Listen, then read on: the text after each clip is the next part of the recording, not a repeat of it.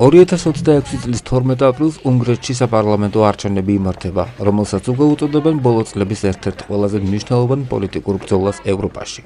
მოქმედი პრემიერ-მინისტრი ვიქტორ ორბანი ცდილობს ხელისუფლებაში დარჩენას 16 წლიანი მმართველობის შემდეგ, თუმცა, როგორც უცხოური მედია წერს, ამჯერად მას ძლიერი ოპოზიციური გამოწვევა აქვს.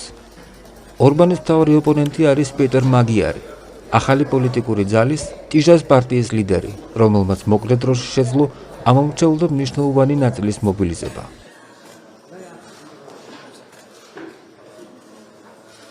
წინასაარჩევნო გამოკითხვები მიუთითებდა, რომ ბრძოლა უკიდურესად დაძაბულია და შედეგის პროგნოზირება რთულია.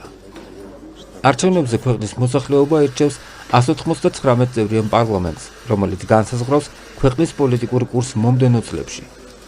ანალიტიკოსების შეფასებით, ეს კენჭისყრა წარმოადგენს არჩევანს ორ განსხვავებულ გზას შორის.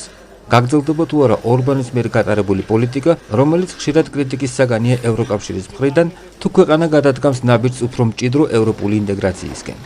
კენჭისყრის მიმდინარეობისას დაფიქსირდა ამომრჩევლთა მაღალი აქტივობა, რაც მიუთითებს საზოგადოების ძლიერ პოლარიზაციაზე და არჩევნების მიმართ განსაკუთრებულ ინტერესზე.